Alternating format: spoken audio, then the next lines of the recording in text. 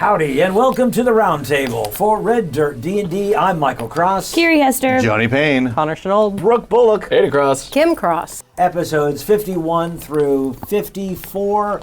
How did everyone feel about those episodes? Here's the thing. I've talked to Connor about this.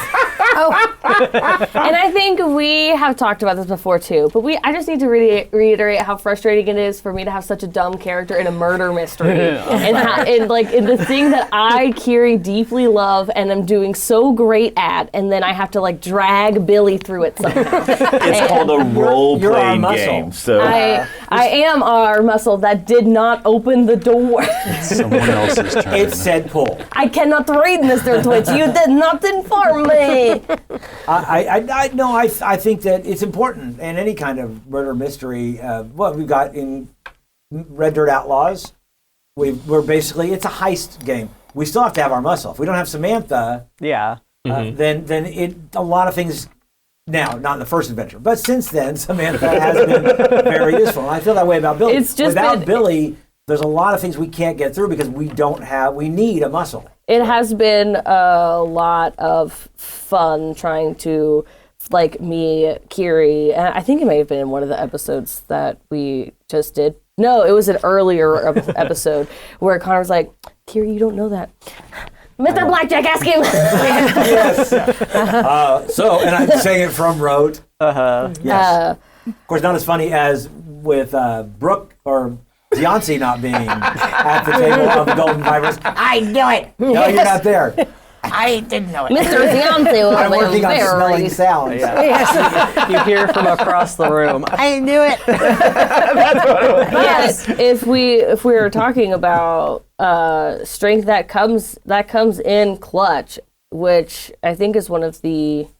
Which episode is the start of this that we're talking about? Episode 51? Okay, I don't know the numbers, Michael. Jaska's room. Yeah, you go into Jaska's room. Okay. So Jaska Lynn's room. We will just put a pin in this. Ding. Come back to this conversation about Billy being strong in a minute. That's true. So we go into Jaska Lynn's room. Lady J.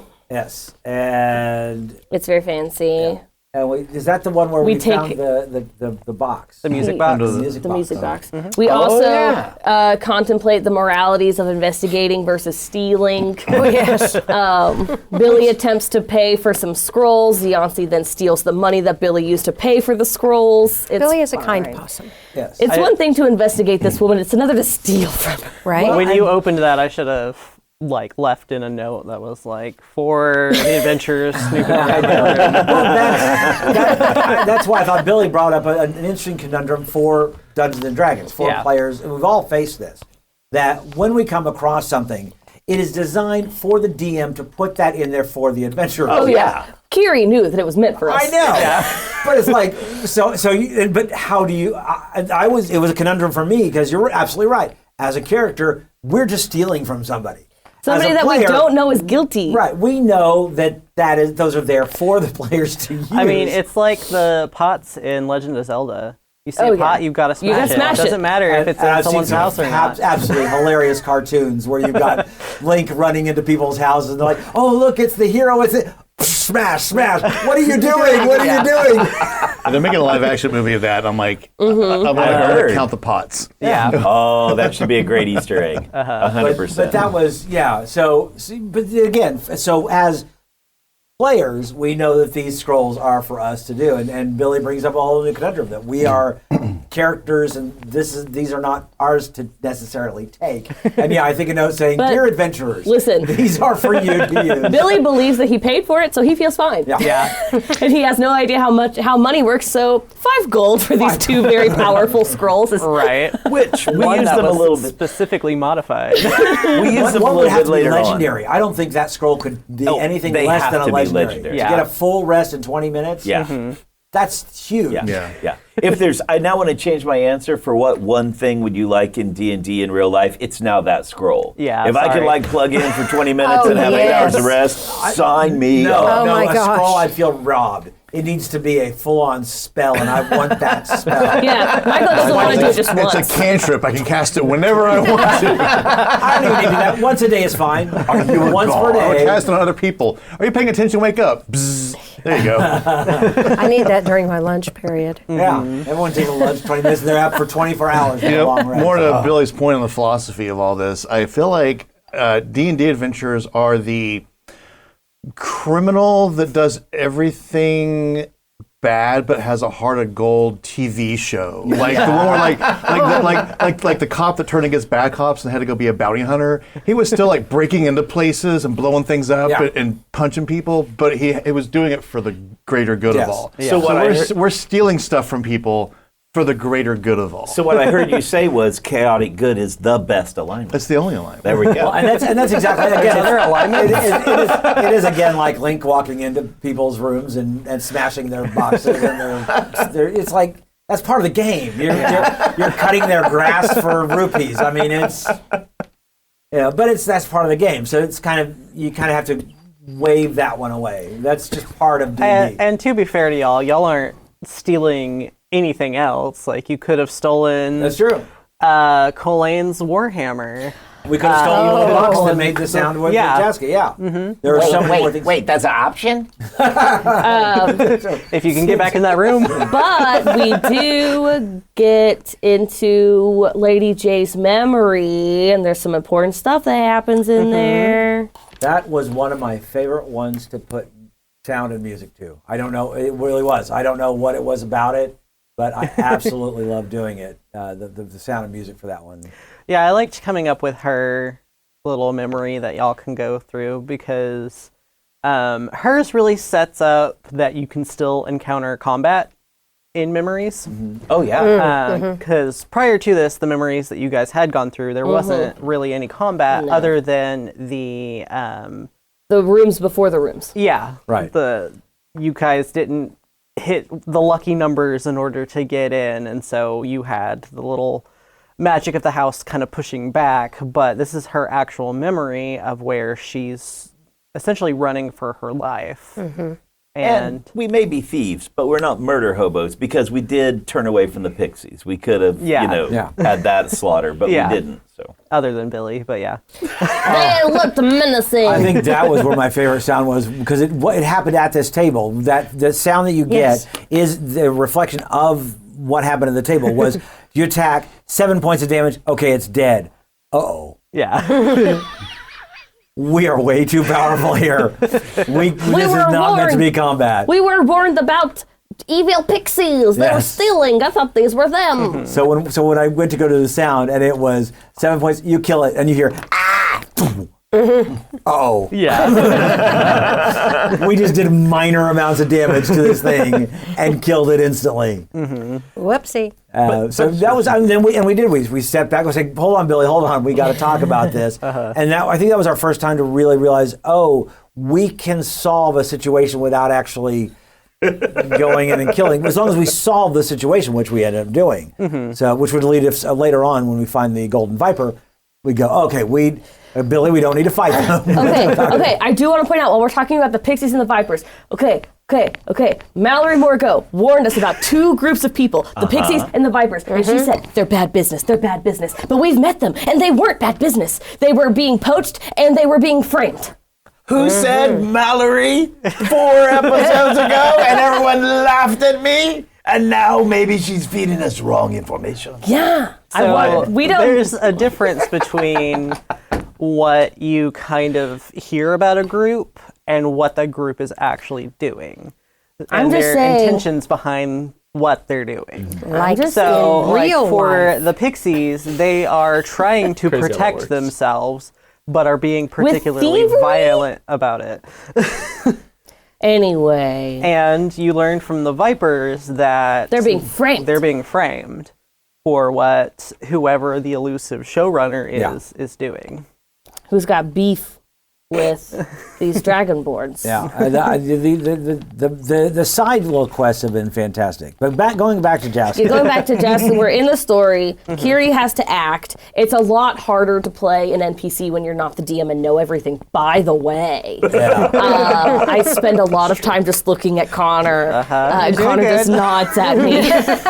Well, and I did love the fact that all of a sudden was burst through, and then they say, and you paused, and then Kiri started talking, and I think everyone went, wait, what? Billy. Yeah. As I'm editing, I'm realizing you don't know anything. I'm know sure he's a giving you little bit. little bits and pieces enough to where you. I know more than you, but I still know less than Connor and less than Aiden. And You've got that's like one fascinating. extra paragraph that you're working. Connor is really good about explaining in the thing without giving things away. Like, here's what I want the players to get out of this interaction. If they do this, here's what's going to happen. If they do this, here's what's going to happen. Either way, this information needs to be revealed. So he just gives you the little tiny box text at the bottom of the page And of a then- choose your It's own more like adventure bullet book. notes. And then there's usually things in there about like motivation. Like Right. you feel this way because you feel that way because. Yeah. But it's definitely hard to and Yeah. so then Because you're not able to get all the information, whereas Right. Aiden playing Knows it all. Colleen knows everything. knows everything. And that's got to be even harder for you also, Connor, because you've got to be able to feed Kiri enough information. information to play the character, but But not spoiler. because I know there's spoilers within that character that you don't want her to know Right. as Billy. So like going in today, I know more than you do, Yes. but I still don't know who the person Yeah, is. exactly. and there is still so much more to this mystery, although I'm starting to get... So before we head to our Patreon portion of this, where is everyone at? I still think it's a third party. I'm still on the third party train. That's someone at the party who That killed it is Daisy. well, that it is a person that we haven't talked to yet. Okay. I am now of the belief, and I am now with Zianci, it's Mallory has taken the place. To me, my thought is our Jaska, and Jaska Lynn have switched bodies. Right. And know our Jaska was supposed to show up as Mallory Margot. Yes. And got switched with the showrunner. Who also And looks like Mallory Margot. So the showrunner has somehow taken away our Jaska and replaced themselves with Mallory Margot, and that's why they were feeding us bad And information. I'm going to tell you. I'm going to tell you She this. had it the entire time. Right I'm now, sitting here listening. I still don't understand As the it. person who plays Mallory, I cannot confirm nor deny that. I have no idea. And I voiced the character. Are just any here of for them the wearing a dialogue. hat of disguise? Dun, dun, There is dun. Someone walking around with a Where's hat her on? hat? I know. I want a description. She has on a mask. mask. Okay, of that's good disguise. disguise. Yeah. It is a Kimberly, masquerade party. What are you thinking? Who do you think? I mean, killed like Daisy? I just said, I'm just sitting here listening to this. It makes perfect sense, and I still don't understand it. Johnny. I'm just shocked every time. I'm still with Billy Kiri. It's a person we haven't met yet. Yeah. It's somebody else. Someone is behind the scenes pulling the strings, and we haven't met that person yet. We may have heard the name of the organization or something, but Right. in passing, but we haven't. What I'm about to say, and I don't want to say this is anything bad about Connor's writing, in case I'm completely wrong. But in a typical murder mystery, that would not be the case. You would Right.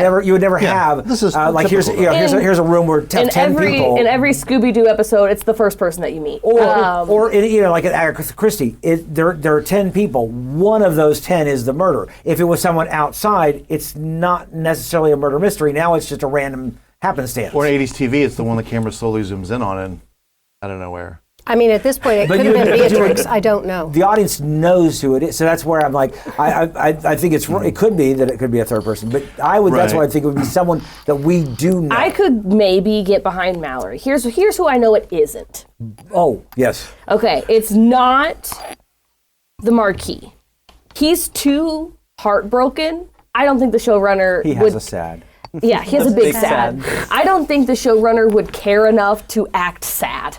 Like, that wouldn't be on his agenda. Okay? Like, he needs to blend in, but he wouldn't act sad. Say his wisdom isn't very high. So, I don't think we can eliminate him. I am a little suspicious of Loon because we haven't talked to him yet, and he hasn't said that much. He's been very like off quietly on the side of the room. Yeah. We need to go to our break here. Oh, We've got more to talk about. And you're right. I want to go through other characters. There are so many. I want to go through Colleen. I want to go through Yes. Process of elimination. Whitaker. There's reasons.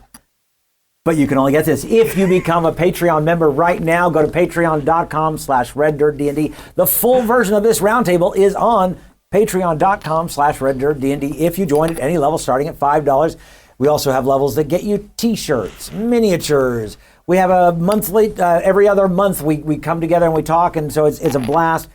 Please come and join us at patreon.com/RedDirtDnD. The merchandise kobolds love packing your orders. They are coming back from vacation shortly. Merchandise. probably already there. They've been at the beach due to their union negotiated vacation days. They went to the kobold convention, and they should be back to work soon. The convention is spelled with a K. Yes. Yeah. They are milking this union. I love it. So anyway, we thank you very much for listening, and we're going to head to the long version of our roundtable right now.